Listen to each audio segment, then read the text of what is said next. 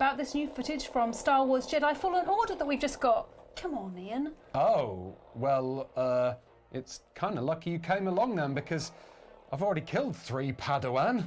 Whoops, awkward. Welcome to the planet Zepho, one of the new locations created especially for Fallen Order. As you can see here from our pal Cal Kestis's balancing-esque inspired gameplay element, XP you've earned from defeating enemies can be used to buy new moves like lightsaber throws. But if you don't spend it regularly at meditation points, you run the risk of losing it all when you die. To get that XP back, you'll need to kill the enemy what got you. And when you do that, your health bar will also be restored, which will give you a nice little boost if you're struggling with that fight. Created poor old Cal's-esque inspired gameplay element truly outnumbered here. Good job he's got a lightsaber on him so he can deflect all those blaster bolts, eh? Trouble is, he can only deflect so many, and as soon as the block meter, that little grey bar above your force meter, runs out, Cal will run out of stamina and boom! Blaster bolts to his jutting Jedi jawline. By the way, that red dot you can see on the Stormtrooper's torso signifies that Cal is locked onto him. It's not that exciting, but it will help you quickly tell which foe you're fighting if you're ever in one big buster. Using a force like this to freeze a blaster bolt in midair and then send it back at the person who fired it will never not be awesome.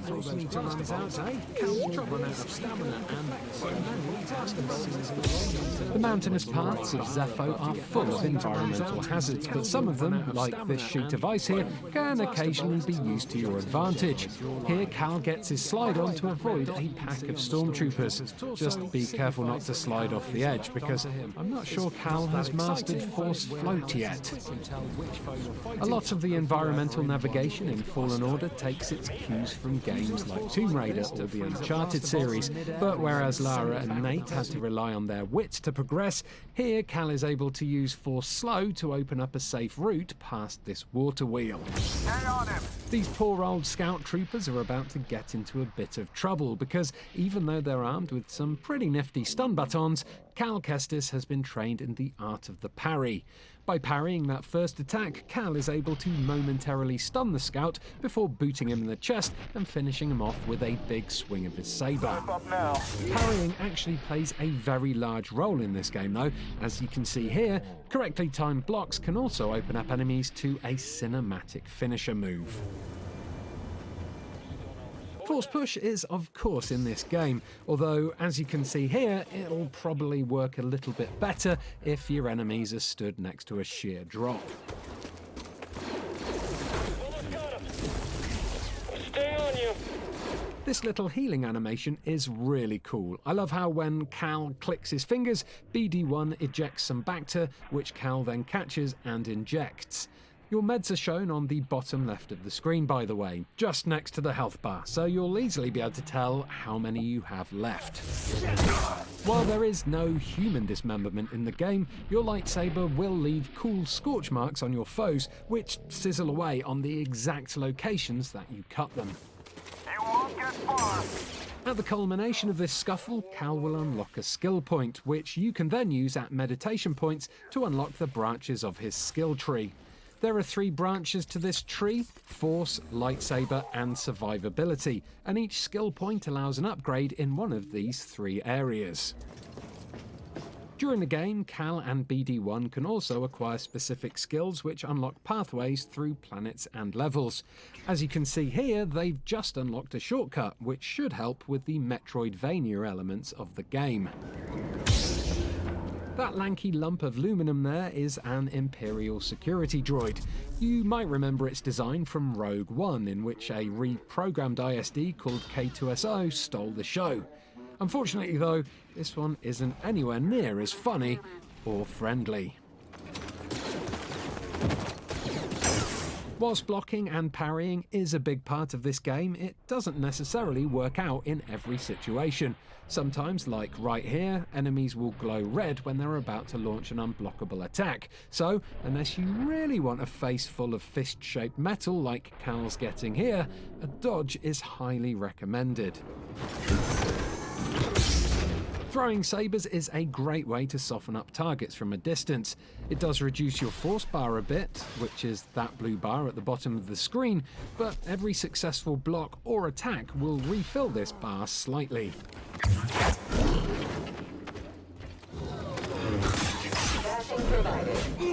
Listen out for some signature dry Star Wars mech humour here, as the ISD gives Cal some sick burns as it lays the smackdown.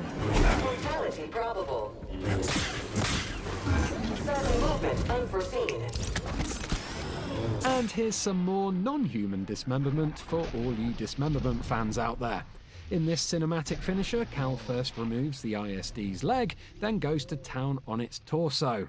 Now who's on the receiving end of some sick burns, eh? There's even more force-based platforming here, as Cal uses force slow to make these giant cogs spin at a more manageable speed. This, however, links straight into some wall running, and it gives us a good idea as to how platforming elements will combine to allow players to flow through the environments as they learn more skills. No retreating. Stay on it. As you can see here, force push will affect multiple enemies if they're standing in a line, even ones that are quite far away. This could be leveraged to pull off some multi-kills if you can get your foes lined up along a precarious position. This fancy bit of footwork is some kind of force skill. I'm not 100% sure what it's called, but it reduced the force meter by about the same percentage as the force push did, so it's not something you'll be able to spam during a battle. I want to die here. Now seems like a good time to talk about Cal's blue lightsaber. There's a lot of exploration in this game, and if you look hard enough, you'll be able to find many things, including lightsaber parts. You can find different colours for the blade, different hilts, and other components that will alter your saber's overall design. So keep your eyes peeled if you want to turn your laser sword into a laser sword. Here's some more force platforming for you. This one kind of reminds me of the ice slide level of Super Mario 64, just with fewer penguins and more bone-crushing machinery to avoid. Rockets! Rockets are great, as long as they're not being fired at you. And in this case, this one isn't. It's instead being shot at that Skaz in a really bad attempt to save that scout trooper. Has that stormtrooper never heard of splash damage before? Jeez. Here Cal lets the stormtroopers and the Skaz fight it out before jumping in to mop up the survivors with some cool force moves. Now, the footage cuts off just before we meet whatever this horse-goat-looking creature is, but I'm going to hazard a guess that this is another native creature to Zeffo known as the Phylac, which has 3 sharp horns and enjoys ramming wandering Jedi.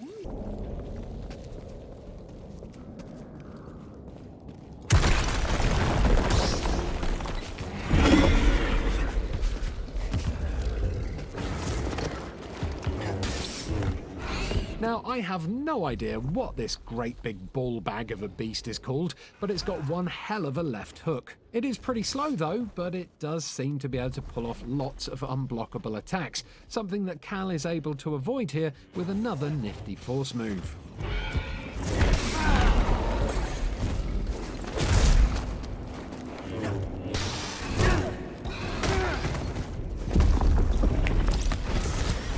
It looks to me here like using force slow on bigger enemies uses way more force power than it does on smaller ones, because as you can see, using it on this beast just removed more than 50% of the force bar.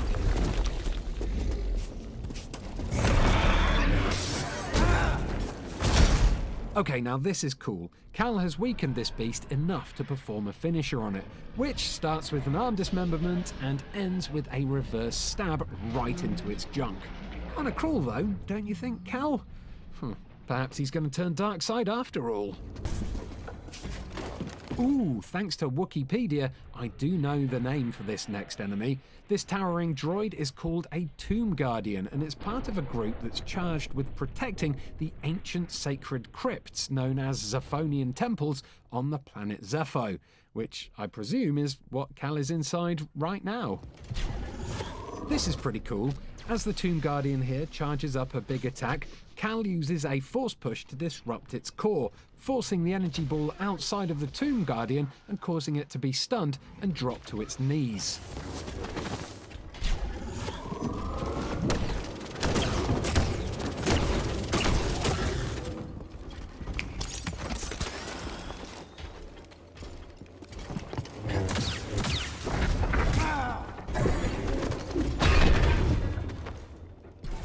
This excellent dodge here doesn't use up stamina or force power.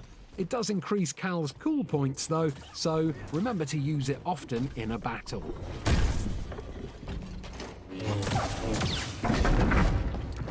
Yet more dismemberment of non-human enemies here with this finisher move. I guess it's a nice compromise from Disney. Not enough bloody gore to push the game into a higher age rating, but still enough delimbing to keep all those old school Obi-Wan fans happy.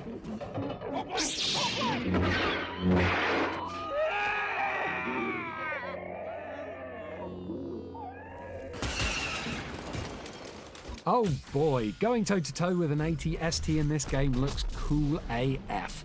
It's got a multitude of ranged attacks, which Cal deflects back at it using the Force, but obviously, once he's drained that Force bar, he's going to need to resort to some good old dodging in order to survive.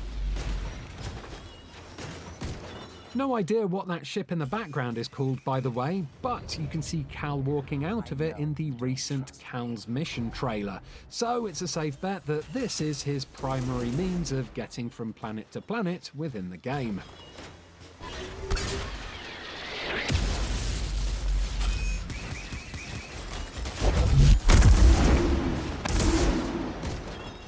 That AT-ST won't be able to bombard you with laser fire, by the way. Its front-mounted twin cannons overheat quite quickly, and this telltale red glow on the barrels will give Cal a bit of breathing room and allow him to use force push to finish it off.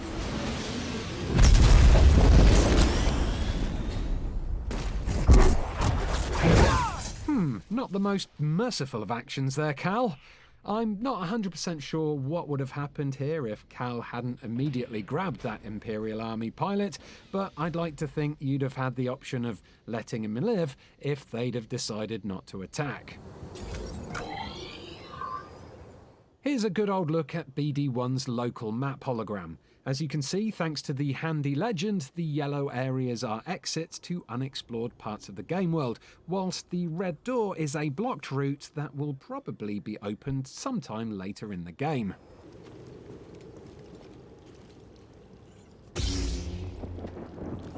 Using a lightsaber as a torch. It's simple but effective, and it's a nice way to light this dingy tunnel as Cal tries his best not to fall down holes.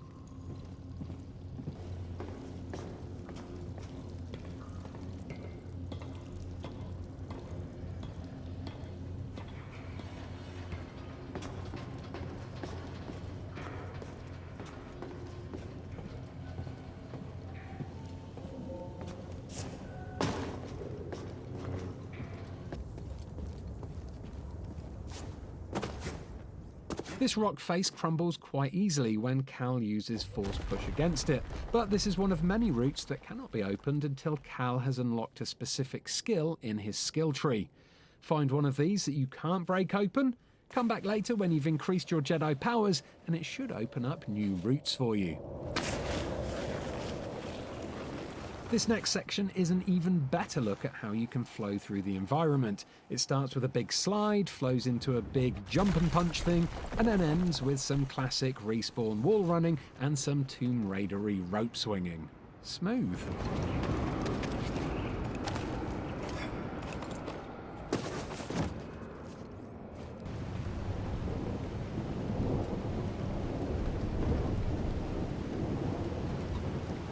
Break's over. Sit fast. I'll get you. Don't scare me. Here's a little glimpse at just how coordinated Cal is. Not only is he balancing on those broken pipes, but he's also deflecting rapid blaster fire. It looks very cool, but keep an eye on that stamina bar, because running out of that while you're mid-chasm is going to end in tears, and a long drop, and then, most likely, death. You. For some reason, the footage cuts out here just as Cal scans the body of the fallen heavy assault trooper. You can scan all sorts of stuff in the game using your buddy BD1, and each bit of info goes into your tactical guide for perusal at a later date. There's more extended platforming sections coming up for you now, so watch out for the stomach-lurching jump from the bottom of a pipe to the underneath of it, and some very measured and well-timed uses of force flow to scale the side of a mountain.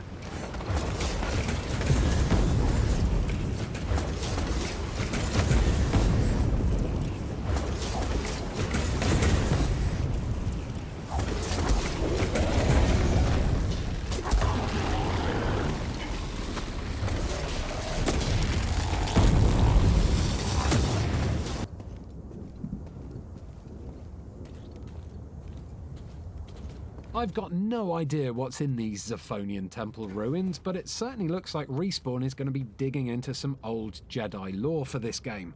Perhaps there are some long-lost Jedi artifacts hidden in here, or at least some cool collectibles that will expand on the universe.